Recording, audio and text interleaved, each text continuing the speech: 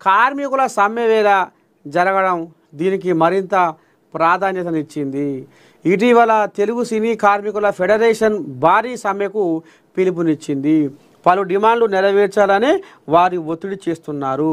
ఈ సమయంలో చిరంజీవి వంటి బడా స్టార్ స్వయంగా సీఎంను కలవడం సినీ వర్గాల్లో చర్చనీయాంశమైంది. పరిశ్రమలో పరిస్థితులు మరింత ఉత్కంఠంగా మారుతున్న తరుణంలో ఈ భేటీ సంభవించడం ఉద్దేశపూర్వకమనే అభిప్రాయాలు వినిపిస్తున్నాయి. మొత్తానికి ఇప్పుడు ఎవరైతే ఈ సినిమాకు సంబంధించిన కార్మికులు ఉంటారు కదా, పాపం కార్మిక సంఘాలకు పైసలు తక్కువైతున్నాయట, సంసారం వెళ్తలేదట. ఇక పొద్దున లేస్తే మళ్ళీ అర్ధరాత్రి దొంగరాత్రి ఇంటికి వస్తున్నారట. మరి ఈ రకంగా ఉంది కాబట్టి మా సంసారం వెళ్తలేదు, మా పోరగాళ్ళ ఖర్చులు వెళ్తలేవు అనేది వాళ్ళ ఆంబాయ వెళ్ళబోసుకుంటున్నారు. ఇక ఎంతో కొంత పెంచుతాం అనేది వాళ్ళు అంటున్నారు. లేదు మాకు 30% పెంచాల్సిందే, 6 నుంచి 7-8% పెంచుతామని వాళ్ళంటే, లేదు మాకు 30% జీతాలు పెంచితేనే మేము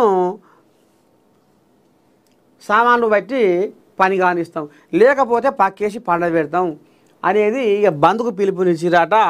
ఇక మరి వీళ్ళ తరపుగా మరి ఏమన్నా మతలా వస్తుందా, అసలు ఏంది ఏం కథ అనేది రేవంత్ రెడ్డిని కలిసిండు చిరంజీవి. మరి ఆయన చెవిలో ఏం ముచ్చట చేసిండు, మా ముచ్చటే కావచ్చునా అనేది ఇప్పుడు ఈ కోజాగలు ఇక ఆశగా ఎదురు చూస్తూ ఉన్నాయి.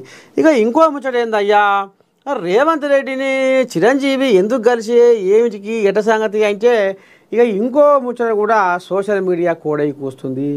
ఏందది, జూబ్లీ హిల్స్ ఉప ఎన్నికలు మరి కథ కొద్దిగా ఏమన్నా ఆ